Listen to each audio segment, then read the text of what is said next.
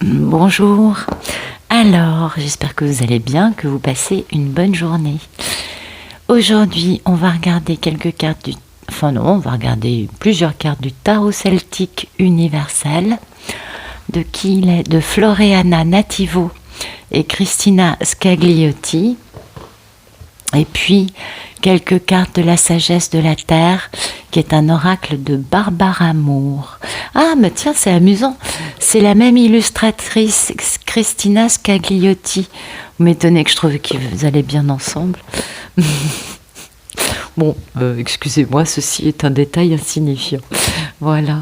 Alors, ceci est une guidance générale, vous le savez, et c'est pas mal pour nous remonter le moral, prendre un peu la température énergétique du collectif et parfois aussi ouvrir les yeux ou avoir des compréhensions, des moments eureka par rapport à des choses qui nous échappent, mais alors dans les grandes largeurs, hein, parce que c'est vrai que c'est quand même des histoires un peu tordues. Les liens d'âme, c'est toujours très très très douloureux. On casse les égos des deux protagonistes, donc ça fait mal. Pour guérir ces blessures et reconstruire tout ça d'une façon bien plus équilibrée. Dans les liens d'âme, les polarités peuvent être des deux sexes. Pour moi, la polarité féminine, je l'appelle la divine ou Pénélope. Et la polarité masculine, je l'appelle le monsieur ou Ulysse. Voilà. Comme vous le voyez, je ne pose aucune intention dans les cartes. Ce sont les guides qui chaque jour nous racontent une histoire différente. Ça se ressemble beaucoup, vous savez, c'est quand même des histoires tristes et ça se ressemble énormément. Mais dans les détails, on voit quand même qu'il y a des choses quand même assez différentes d'une histoire à l'autre. Voilà. Allez, on va regarder la coupe.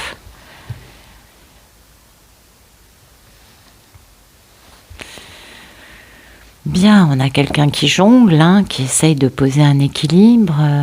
C'est un monsieur qui est vachement dans le mental. Ah bah oui, mais tenez, il réfléchit à un grand choix de vie, grand amour, un grand choix pour poser une grande stabilité, enfin vraiment grand. Ah ouais, grand amour, grande stabilité, grand choix. Et puis il va falloir qu'il se batte pour pouvoir faire entendre son avis, son point de vue, sa version de l'histoire. Peut-être aussi qu'il va falloir tout simplement qu'il accélère le tempo. Ouais, le cavalier d'épée, c'est le plus rapide pour aller vers le bonheur. Pour aller vers le bonheur, sachant qu'on a été terriblement mis à l'arrêt, éprouvé, épreuve de force, vous voyez, de courage, etc., par des personnes qui ont volé, dépouillé, manipulé, menti, mais alors sans une once de culpabilité ou de remords, mais à aucun moment dans leur vie. Ça, c'est des gens, vous savez, qui n'ont pas froid aux yeux et qui ont le regard bien froid quand ils sourient. Il n'y a pas de chaleur dans leurs pupilles. Ouais, c'est ce genre de gens. Et voilà, un monsieur qui a beaucoup réfléchi à tout ça, tout ce qui s'est passé comme épreuve, avant de pouvoir justement s'élancer. On a de la chance là dans ce jeu, il vole, il virevolte. Le cavalier de denier qui d'habitude est un cavalier qui est plus lent qu'un escargot à l'arrêt. Vous connaissez beaucoup de cavaliers, de l'engagement, une grande question, un grand choix en amour, et puis un monsieur qui est dans le mental, en train de réfléchir, de faire stratégie, protégé par un magnifique dragon. On voit la queue du dragon, puis les ailes et la tête. Donc, quand même dans des trucs positifs. Les dragons, c'est lumineux, Donc un monsieur qui jongle un peu, parce que il faut qu'il quitte une vie dans laquelle il n'est pas du tout heureux, avec des questions non résolues, puisqu'on a plein d'épées qui sont vers le haut, donc ça veut dire qu'il y a des choses qui font encore mal, alors qu'il quitte cette vie, il n'a pas tout résolu, et il quitte cette vie pour vraiment réaliser son rêve. Un rêve, sachant qu'il a énormément de remords et de regrets vis-à-vis de notre merveilleuse mini-impératrice, j'ai nommé notre divine intergalactique, absolument, et il a retrouvé, c'est quand même avoir un grand succès. Donc c'est magnifique, grand succès dans l'accélération du tempo, dans la communication, et là on a un monsieur qui a décadenassé son cœur, vous voyez, qui est un beau roi de coupe, et qui du coup est capable de vivre ses sentiments d'une façon équilibrée. D'accord.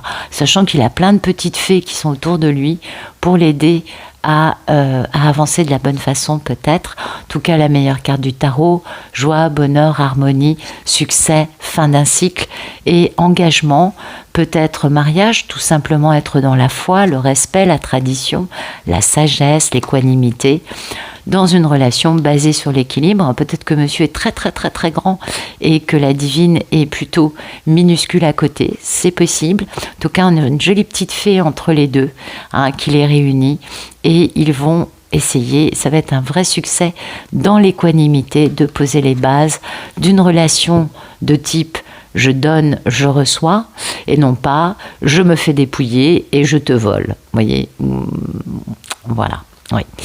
Qui sont peut-être plus le type de mode de relation que le monsieur a connu avec d'autres personnes. Mais avec sa divine, il a de la chance, on est dans le respect mutuel. Quand lui guérit, on est bien d'accord.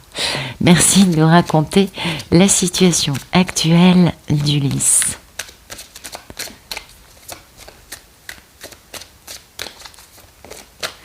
Ben voilà, il est dans cette notion d'équilibre, de trouver peut-être lui un équilibre, de peut-être trouver comment poser un équilibre avec sa divine. Oui, il y a la notion d'engagement, la notion aussi, de mission de vie vis-à-vis d'elle. Un engagement vis-à-vis d'elle, ce serait poser les bases d'un équilibre beaucoup plus épanoui et harmonieux. En tout cas, ce serait un vrai grand succès pour lui dans sa tête. Vous voyez, mission de vie, contrat, engagement, la divine et la grande victoire. Oui, et puis peut-être aussi le déplacement. Victoire, parce que du coup, on peut enfin communiquer, accélérer les choses, tout en essayant de garder un bel équilibre qui soit posé de façon éternelle. On a un Lemnis 4 entre les deux mains, en quittant la vie dans laquelle lui n'est pas heureux, sans avoir réglé tous les problèmes. Mais c'est pas grave, il va réaliser ses rêves et aller vers un grand succès, un grand bonheur. Beaucoup de bonnes choses avec cette carte du monde. Donc un Ulysse qui est quand même très décidé. Je pense que parmi vous, il doit y avoir des divines qui sont tout à fait conscientes que c'est ce qu'elles vivent, que le monsieur, il est en train de revenir, mais de revenir dans un équilibre. C'est beau. Merci de nous éclairer ce jeu de tarot, s'il vous plaît, et de nous donner des détails croustillants sur Ulysse et sur notre merveilleuse divine. Allez, merci de nous raconter la situation actuelle d'Ulysse.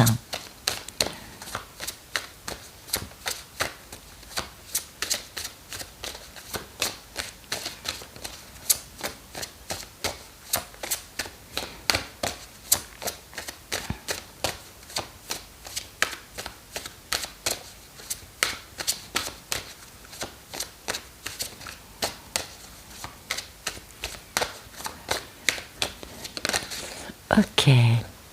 L'acceptation de soi. Donc en effet, on comprend en quoi Ulysse est en train de poser un équilibre, ne serait-ce que lui avec lui-même. Vous voyez, dans sa tête, il est en train de se libérer. On est tout à fait d'accord.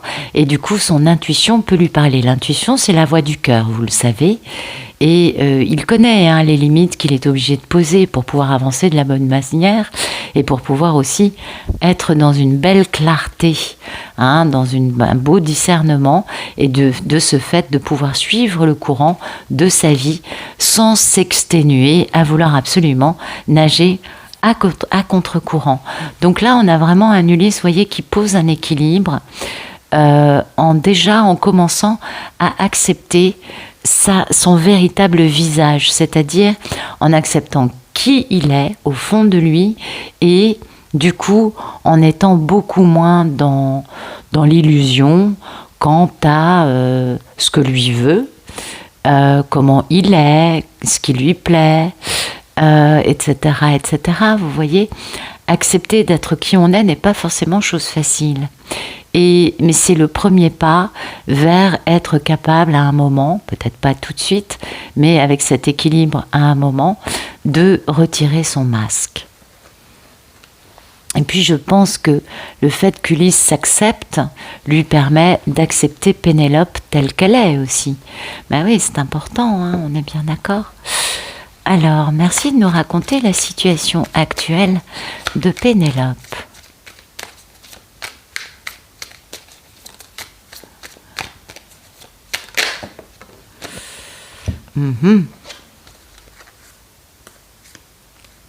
Ouais, non, mais ça, c'est encore Ulysse, hein.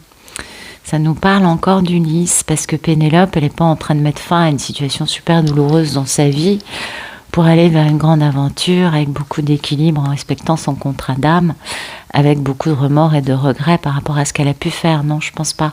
Je pense que ça, c'est une autre version d'Ulysse, un peu plus hardcore peut-être, qui nous montre qu'on a un Ulysse. Et ça, c'est ce que nous disaient les cartes là, mais dans le dos de deck, mais de façon beaucoup plus pudique, beaucoup moins cash, parce que là, on a quand même le 10 d'épée, le 5 de coupe, on a quand même des cartes qui font mal, quoi. Et qui nous montrent quand même que Ulysse n'est pas en super état. Ouais, presque parfait. Hop. Yes.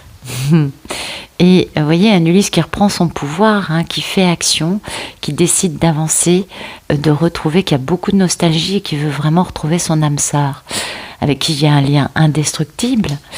Et lui, il est empli de curiosité et d'excitation à l'égard de sa reine de coupe, hein, de la reine de l'amour inconditionnel, lui-même sachant que c'est un vrai succès de réussir enfin à avoir cette merveilleuse divine dans sa vie. On est bien d'accord. Donc un Ulysse, vous voyez, on avait cette notion, hein, du 6 d'épée, du fait de quitter une vie pour réaliser son rêve. Ben voilà. Oui, en effet, il faut qu'il mette fin à une vie dans laquelle, waouh, quand on voit cette carte, on se doute que c'est pas très très très agréable ce que lui vit de son côté. Dans sa vie, il y a des combats, il y a des affrontements, des duels, des saccages avec des épées. Enfin, vous voyez un peu l'image. Ça fait mal. Il n'est pas du tout heureux. Certes, il a été vaillant, il a été robuste, il s'est battu. Oui, mais il a eu beaucoup d'opposants et vous voyez, il a gardé quand même il saigne, hein. Bah oui, non, ça rigole pas, il saigne. Donc un Ulysse qui s'est donné vraiment du mieux qu'il pouvait dans une tâche plutôt guerrière, plutôt assez hard, hein, je dirais hardcore, vous voyez, et qui décide enfin d'en finir avec tout ça, parce que il y a un moment où il faut mettre fin à cette vie dans laquelle on se bat contre tout le monde. Ce n'est pas possible, et il décide donc d'y mettre fin une bonne fois pour toutes pour aller vers une extraordinaire aventure passionnante, l'as de bâton. En plus, il se trouve que Pénélope lui fait beaucoup d'effets, vous aurez compris. Et cette grande aventure passionnante, c'est ce contrat d'âme ou remettre de l'équilibre avec quelqu'un avec qui la situation est partie un peu en cacahuète. Et notamment, lui a quelques remords et quelques regrets associés à ce déséquilibre qui a été créé. Et c'est pourquoi il se sent responsable de remettre de l'équilibre. On est bien d'accord. Donc voilà. Un Ulysse, vous voyez, qui est beaucoup plus dans une forme d'équilibre, de recherche aussi, de relations équilibrées, et qui, on le comprend bien, a été tellement dans beaucoup d'épreuves, mais ça a été un valeureux guerrier, moi j'ai envie de vous dire. Mais oui, il est magnifique, il est splendide, il a des belles cicatrices. Vous savez, je pense que vous avez tous vu 3 avec Brad Pitt, quand même dedans. Et bon, c'est pas du tout mon style. Pardon, je fais une digression qui n'a rien à voir avec le schmilblick. Mais voilà, c'est ce genre de guerrier que vous regardez, waouh, il est merveilleux, c'est un Achille, vous voyez, ça rigole pas, quoi.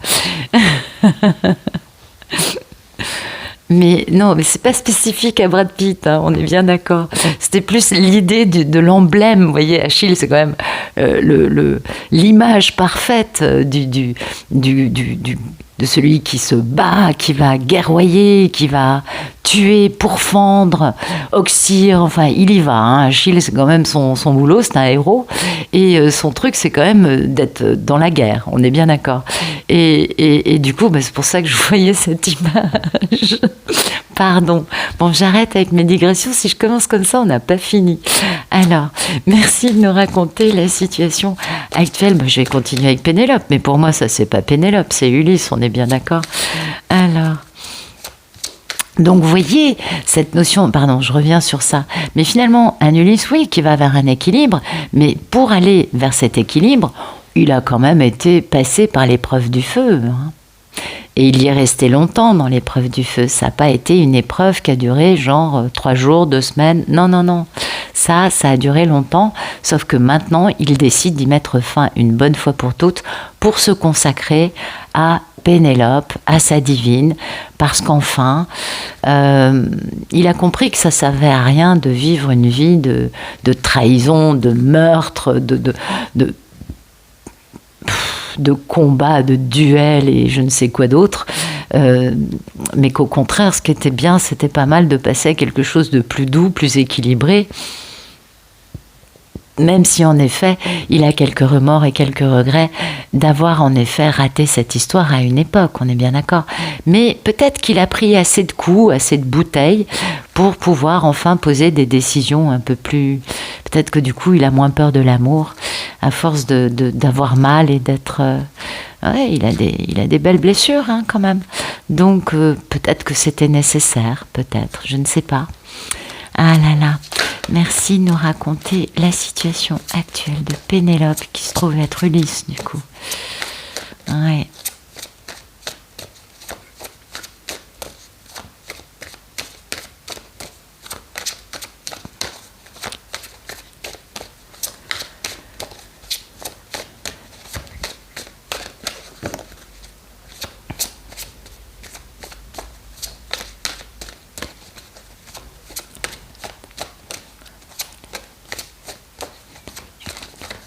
Ah, j'ai pas de carte pour Pénélope.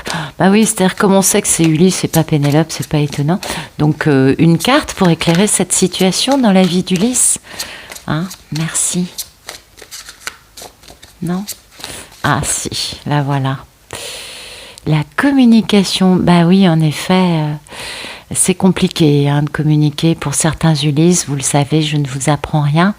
Et en effet, cette communication, ça va être cette grande aventure passionnante. Et peut-être aussi que c'est la non-communication qui a été si dure pour lui aussi. Ah ouais, c'est pas faux. Et peut-être que la communication, c'est ce qui va permettre de poser cet équilibre entre les deux.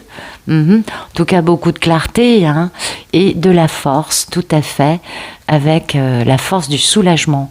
Parce que le fait de réussir à communiquer, au début, on s'en fait une montagne quand on n'a pas parlé à quelqu'un pendant des années, ou je ne sais combien de temps, et qu'on a fini du coup dans une espèce de fuite en avant avec un beau contentieux, une belle querelle. Bah oui, on en a gros sur la patate après. Alors qu'en réalité, en face, la personne a pardonné il y a quelques années déjà, puisqu'elle se dit, bon, à force d'entretenir cette discorde avec telle personne, je vais finir par attraper un cancer, vous voyez, ou je ne sais quelle autre maladie qui pourrait être lourde à porter. Donc Pénélope a pardonné il y a déjà longtemps. Ben oui, quand même, les Pénélopes, c'est pas des... Ouais, elles sont bien, les Pénélopes, elles sont pas trop dans l'ego. Hein. Du coup, voilà, le fait de pouvoir communiquer, voyez, ça apporte, avec beaucoup de clarté, ça apporte la force du soulagement et c'est quand même vachement sympa parce que du coup, on se sent beaucoup moins mal, on se sent lavé, on se sent plus léger et on se sent bien évidemment beaucoup plus aimé, beaucoup plus simplement dans une connexion évidente, bienveillante et puis spontanée, je crois, avec un petit peu de naïveté sur les bords et beaucoup de passion, beaucoup d'attraction magnétique. Hein. Eh oui. Alors, merci de nous raconter le problème dans la vie d'Ulysse.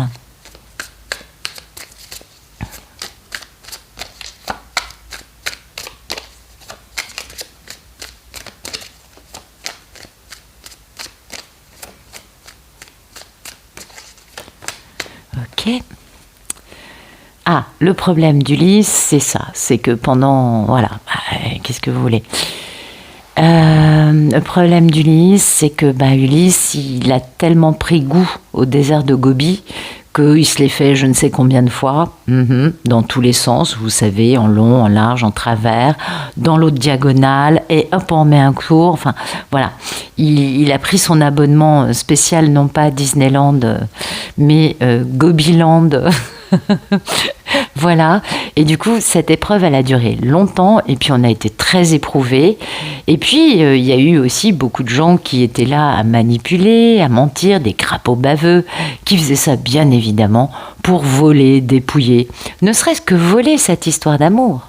Combien de personnes sont intervenues pour dire à Ulysse non, ne va pas avec elle mais reste avec moi ou viens plutôt avec moi.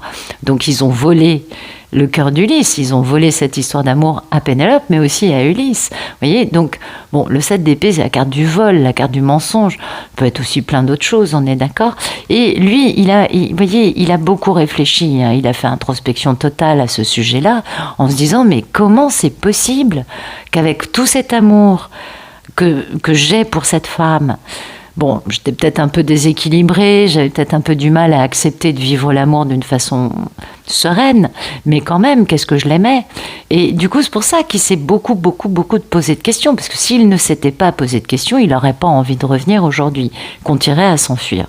On est d'accord. Et du coup, il s'est posé beaucoup de questions sur ça, cet Ulysse. Sur en quoi les crapauds baveux m'ont-ils réellement manipulé? En quoi les gens qui m'ont volé des années de ma vie, loin de la femme que j'ai toujours aimée, m'ont-ils volé? Et en quoi j'ai été moi-même consentant? Vous voyez, oui, il y a aussi cet aspect-là. Et il a été obligé de se poser toutes ces questions pour pouvoir derrière se dire, ok, j'ai compris, maintenant je vais m'engager à la vie, à la mort avec elle. Bon, certes, mais dans cette carte, c'est un dragon rouge qui trace sa route. Donc il est loin d'être plus lent qu'un escargot à l'arrêt, n'est-ce pas? Alors, ensuite, on va voir l'oracle.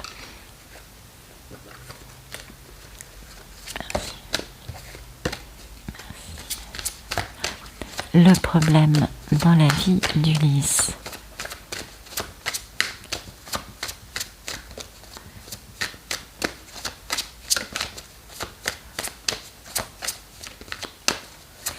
Ouais, c'est vrai que ça a l'air d'être une histoire qui a duré longtemps quand même. Hein.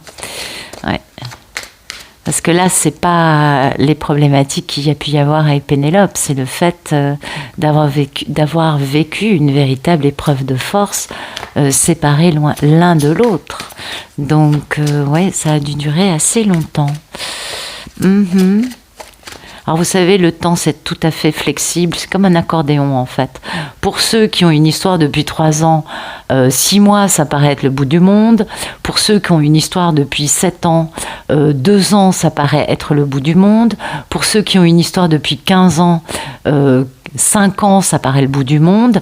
Et pour ceux qui ont une histoire depuis 20 ou 30 ans, 11 ans, ça paraît quand même être un peu abusé, ou 20 ans. Enfin, vous voyez, le temps est flexible, hein, ça va dépendre, bien sûr. C'est lié au temps où vous avez rencontré ce monsieur. Bon, il y a des histoires extrêmes hein, dans lesquelles on fait une rencontre d'un quart d'heure, il ne se passe rien, et 20 ans plus tard, vous êtes encore à l'arrêt dans votre vie. Oui, oui, parce que, oui, c'est des histoires vraies, ça aussi, c'est assez extrême, croyez-moi. Mais il y a aussi des gens qui vivent ça. Vous savez, moi j'en entends beaucoup, et c'est vrai qu'il y a des schémas dans lesquels il ne s'est jamais rien passé, ça a duré un quart d'heure, et les personnes sont obligées de se retrouver. Ah ouais, c'est souvent assez extrême quand c'est comme ça. Et là, du coup, si vous voulez, 20 ans, ça paraît, il y a un moment où, en fait, je crois que plus le temps avance, plus l'histoire avance, et plus finalement, les protagonistes sont ahuris du temps qui est passé, mais ne sont plus dépendants, je crois, de ça. Mais je sais pas, ça dépend des histoires, je crois. Hein. La guérison, ça dépend. Bon, je vais arrêter de tchatcher aujourd'hui, je vais travailler, excusez-moi. Allez. Merci de me raconter le problème dans la vie d'Ulysse.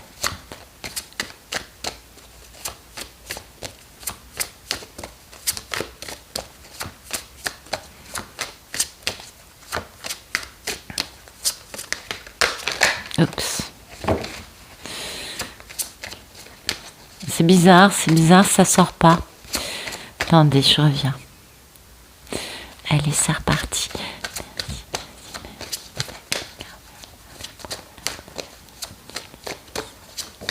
Voilà. Et oui, voilà. Le problème, c'est la responsabilité. C'est-à-dire qu'Ulysse, maintenant, a compris qu'il est responsable de l'épreuve qui a été vécue dans cette histoire d'amour. Peut-être que Pénélope n'était pas parfaite, d'ailleurs qui l'est, je me demande bien, à part des gens qui jouent la comédie, mais sinon la perfection n'est pas de ce monde, en tout cas pas chez les humains. À part les gens qui se mentent à eux-mêmes et qui mentent à tout le monde, en effet, et qui apparaissent comme étant parfaits, mais dès qu'on retire le masque ou qu'on gratouille leur vernis, c'est pas beau derrière, hein. Donc oui, en effet, le problème d'Ulysse, c'est cette responsabilité qu'il a dans le temps qui s'est écoulé, pendant lequel il préférait vivre des situations absolument merveilleuses, comme le montre cette carte, plutôt que d'être dans une vie avec de l'amour. Il a préféré donner de l'importance à des personnes qui l'ont dépouillé, qui lui ont menti, qui l'ont manipulé, en étant quelque part, lui, dans une forme de procrastination et en étant dans une certaine forme de consentement. Ne remettant pas forcément en cause les horreurs qu'on lui racontait au sujet de sa divine. Donc le problème c'est ça, c'est qu'avec la lumière divine c'est difficile de se mettre à mentir. Là on voit tout dans le moindre détail et on ne peut pas non plus se mentir à soi-même. Donc voilà, le problème d'Ulysse c'est sa responsabilité dans cette histoire qu'il n'assume pas, et pourtant ça lui permettrait une grande libération, une grande liberté. Du coup il est obligé de mettre des limites. Ben oui, parce que il n'assume peut-être pas encore. Il a apparemment beaucoup guéri, mais il n'assume peut-être pas encore cette responsabilité, parce que c'est ça, c'est le fait de s'être posé beaucoup de questions, vous voyez, au sujet de ça, en se disant, mais en quoi j'ai participé, en quoi j'ai été le dindon de la farce, à quel endroit j'ai mis le truc sous le tapis au lieu de chercher à savoir les choses, à quel endroit je me suis enfermée dans mon orgueil, oui, patati, patata, au lieu de décrocher mon téléphone et d'en parler avec Pénélope. C'est vrai, il y a quand même cet aspect-là et cet aspect responsabilité qui sont quand même pas des petites cartes. Donc c'est ça le problème d'Ulysse, c'est que il a quand même besoin de guérir un peu à ce niveau-là pour pouvoir accepter sa responsabilité dans la non-réalisation de cette histoire d'amour, sans pour autant se bouffer la rate au courbouillon ou se dire ah là là là là là là, je vais me tirer une balle ou je ne sais quoi d'autre. Comme option, il y en a beaucoup. Là, je prends des trucs un peu extrêmes, on est d'accord. En tout cas, je pense que c'est un Ulysse qui se fait peut-être du mauvais sang. Ouais. C'est un peu l'impression que ça me donne. Merci de me raconter le futur proche d'Ulysse dans sa relation avec Pénélope.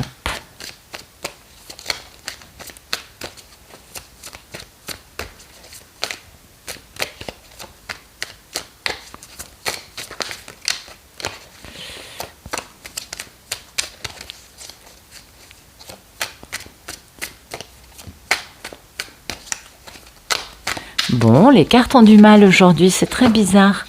Ouais.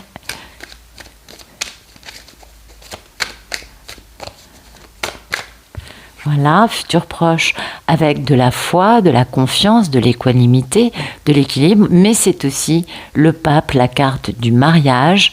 Alors là, après avoir été terriblement pas du tout old school pendant je ne sais combien d'années, tout à coup, Ulysse veut faire les choses bien et il est bien old school vis-à-vis bien sûr la mini-impératrice, c'est Pénélope.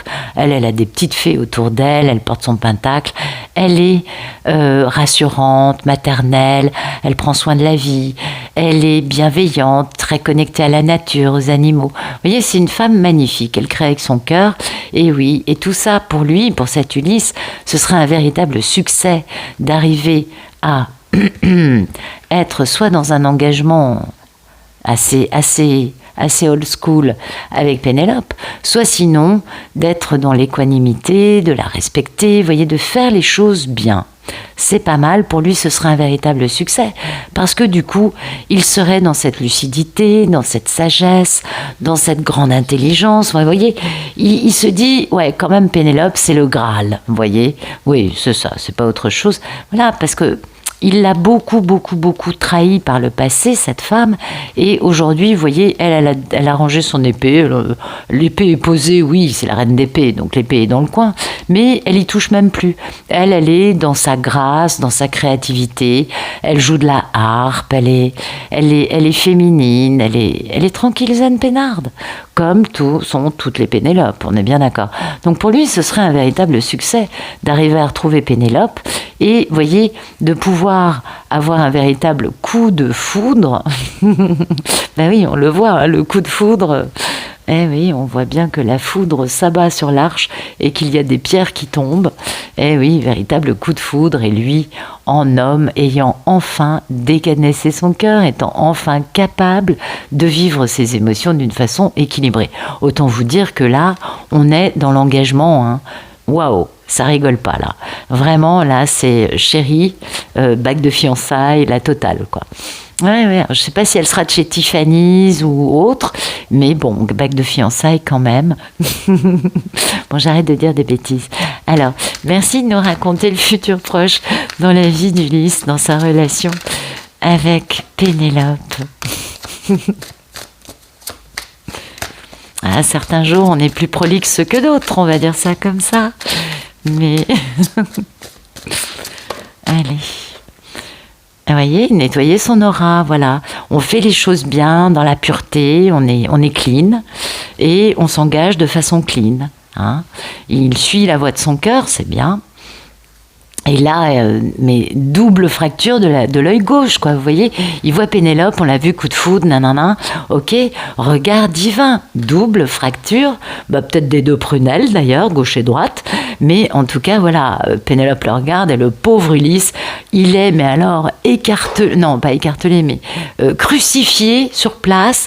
Padam. Vous savez, avec la langue qui fait chtonk, chtonk, chtonk, chtonk, chtonk. Et là, il y a une grosse enclume qui tombe sur sa tête. Bon, il faut que je me taise, je suis désolée, je suis surexcitée.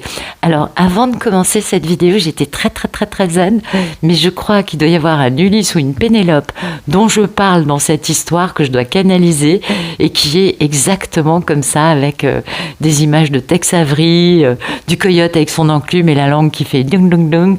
Enfin, voilà, quoi. Parce que la personne est je ressens cette surexcitation, mais alors maximale. Donc voilà, vous voyez, Ulysse, il a l'intuition qu'il va y avoir une double fracture de ses deux prunelles en voyant cette belle Pénélope et qu'il va avoir un grand soulagement de la retrouver. Et oui, parce qu'en face, il y a beaucoup de compréhension, de compassion, d'empathie, oh mon pauvre, mais qu'est-ce qui t'est arrivé? Oh là, pas cool. Oh, bah oui, j'imagine, bla bla bla.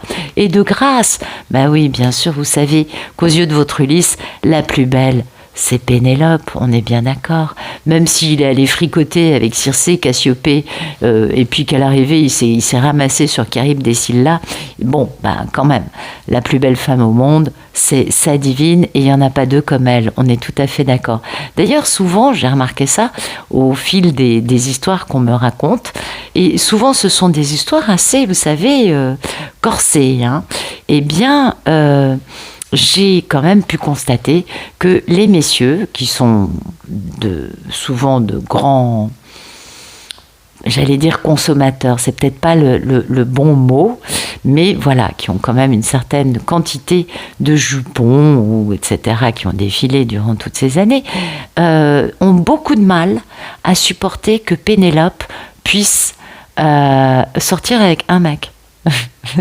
Ça fait souvent beaucoup plus de drame que potentiellement elle puisse séduire quelqu'un, alors qu'eux-mêmes vivent avec une autre femme qu'ils veulent tromper avec elle et qu'ils trompent peut-être aussi avec d'autres. C'est une histoire assez récurrente, celle-là. Et je ne sais plus pourquoi je racontais ça, mais bon, voilà. Un Ulysse qui, bien sûr, va s'engager, va faire les choses bien, et avec Pénélope, il va avoir la possibilité de se purifier, de nettoyer son aura, de se nettoyer de toutes ces choses assez moches qu'il a entretenues dans sa vie pendant des années, loin de sa belle. Et ça, c'est très important, cette notion de purification, cette notion de cœur, cette notion de coup de foudre et d'équanimité, parce que, en fait, Pénélope est un trésor pour Ulysse. C'était ce que je vous disais. Il y en a aucune qui soit aussi belle que Pénélope aux yeux d'Ulysse. Et ça, c'est quand même un truc important à se rappeler par moment. Voilà. Bon, bah écoutez, j'espère que ça vous aura parlé, j'espère que ça vous aura plu. Ça, c'est très rapide. Je suis pas étonnée du tout au vu des cartes que bon, bah là, Ulysse arrive, pour faire simple. C'est pas dans je ne sais combien de mois, non. C'est juste un futur, on a bien compris. Un Ulysse qui va être dans cette belle énergie, avec une belle purification, un beau nettoyage. On est sorti de ces destructions massives de sa vie et on passe à quelque chose de beaucoup plus beau. Et ça, c'est très beau. C'est tant mieux. Voilà. Écoutez, j'espère que ça vous aura parlé. Bien sûr que ça vous aura plu, vous en doutez. Et puis, je vous remercie personnellement pour votre présence, votre fidélité, vos messages. Vous êtes tous plus adorables les uns que les autres. Vos messages emplis de bienveillance, de gentillesse. Ça fait chaud au cœur, c'est clair. Je vous souhaite une excellente fin de journée.